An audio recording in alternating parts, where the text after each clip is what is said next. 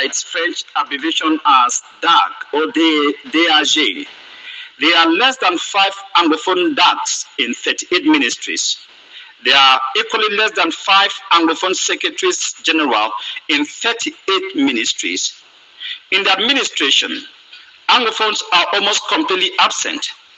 There are only 8 Anglophone senior divisional officers out of 58.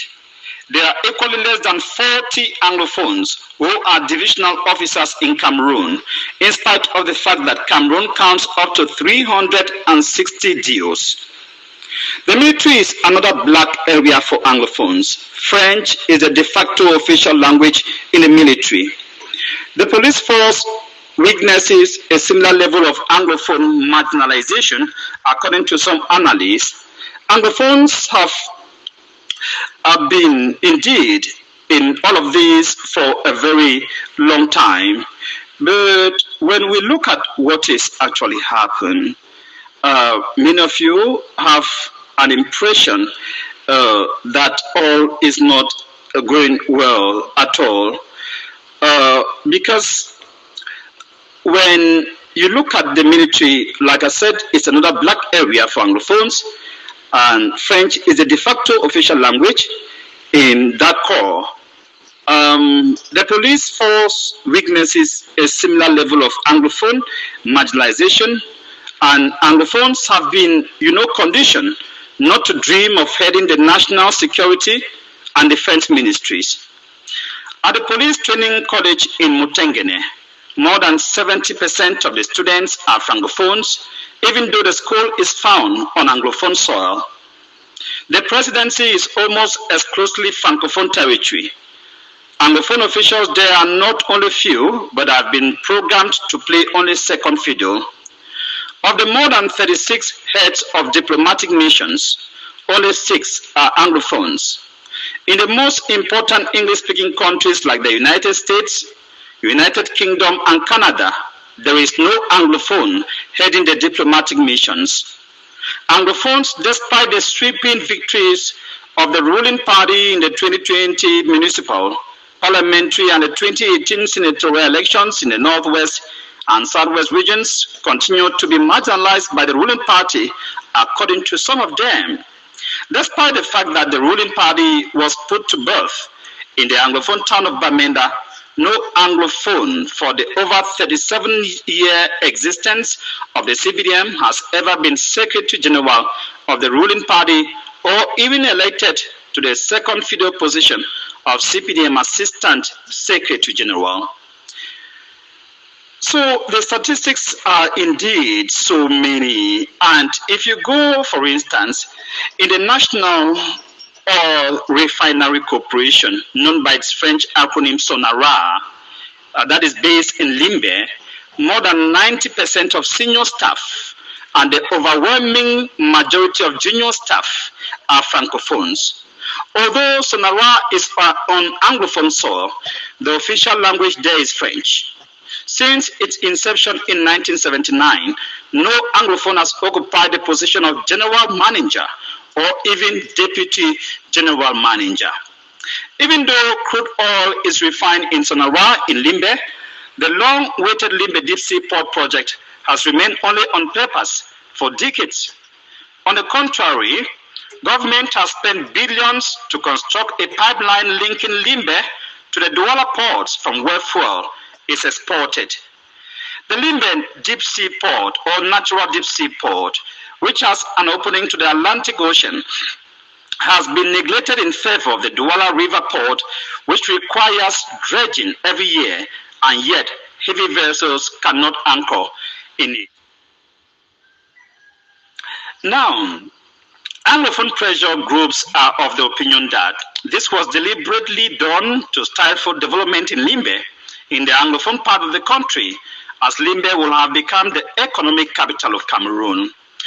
Anglophones working with the state broadcaster Cameroon Radio Television, the CRTV, be they at the central services or regional levels, are treated as second-class citizens. The domination of Francophones at CRTV is appalling, according to some of them. Out of the 10 chiefs of stations and 4 heads of FM stations, only 4 are Anglophones. At the central service, there are only 2 Anglophone directors out of more than 10 directors. If an Anglophone is director, the general manager will rely more on the deputy, who is a Francophone. There has never been an Anglophone general manager of CRTV since its creation. At the Bank of Central African States, the central bank of countries in CEMAC, there is no single senior Anglophone official.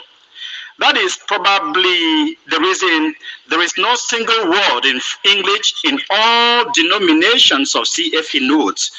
No Anglophone has ever been president of Cameroon Football Governing Body FECAFOOT since independence. Now, we look at the disappearance of some giant companies in Anglophone Cameroon. Most of the giant companies in the former West Cameroon that stood the test of time and employed thousands of Anglophones have since independence been shut down. The only surviving Anglophone economic giant, the Cameroon Development Corporation CDC, that was vibrant in 1993 when the first all Anglophone conference AAC1 held, has been split into bits and pieces and are being gradually sold out to cold-blooded capitalists. There was no Anglophone on the committee for the privatization that handled the sale of CDC tea estate.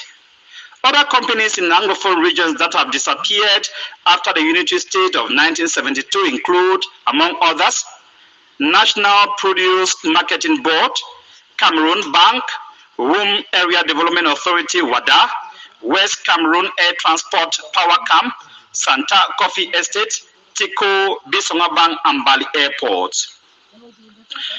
If we delve into the area of infrastructure, in fact, in the Anglophone regions, there is poor or no infrastructure.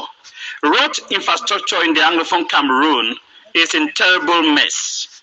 There is no good road that links the 2 Anglophone regions to travel from one Anglophone region to the other, except now that we have the Bamenda Enugu Trans-African Highway.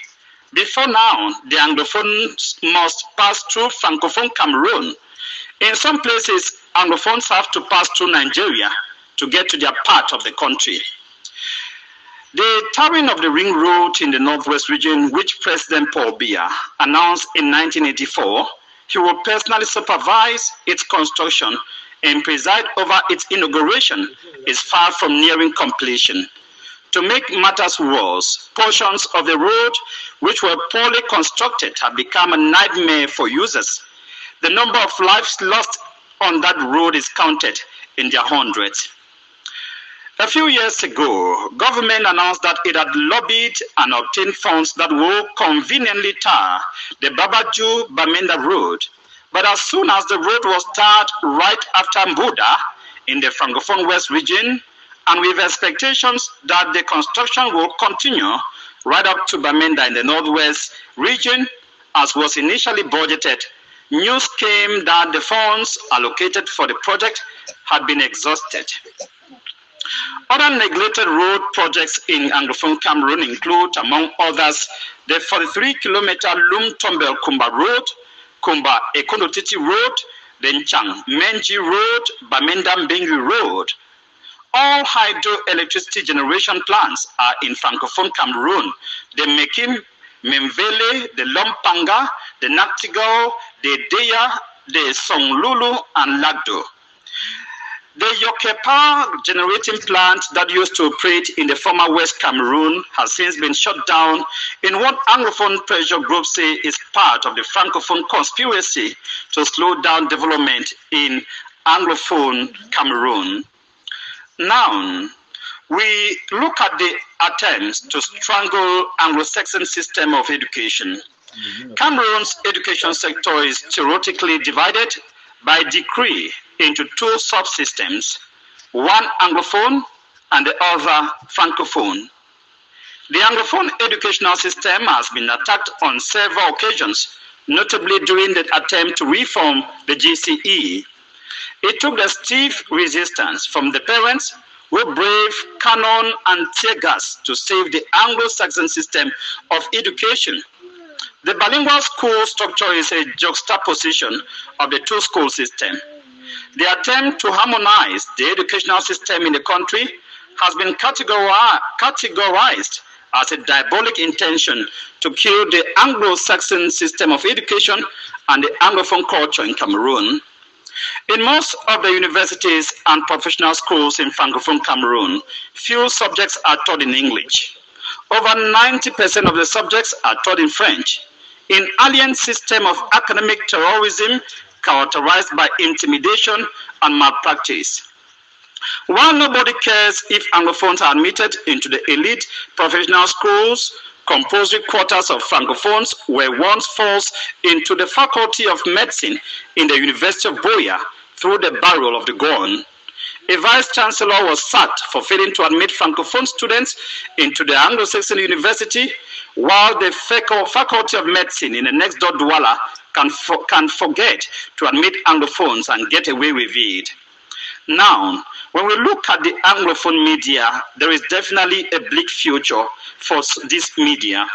It is true the private media in Cameroon has problems, but the Anglophone media has a peculiar problem. This is not only explained by the fact that there are few Anglophones in positions of responsibility who can give advertising jobs to English-speaking media organs or sponsor them. The honest truth is that Francophones in juicy positions take delight in giving advertising jobs even when they are written in English language to French newspapers. English media organs are viewed by Francophone authorities as spies or opposants. Of the over 10 daily newspapers in Cameroon, only one is published in English language. Now, what is the way forward? As Cameroon battles to resolve the more than 6 years crisis in the two English-speaking regions, political analysts appear unanimous that a return to the federal form of government offers a pragmatic and result-oriented administration for a country like Cameroon with diverse specificities. Neighboring Nigeria practices a federal system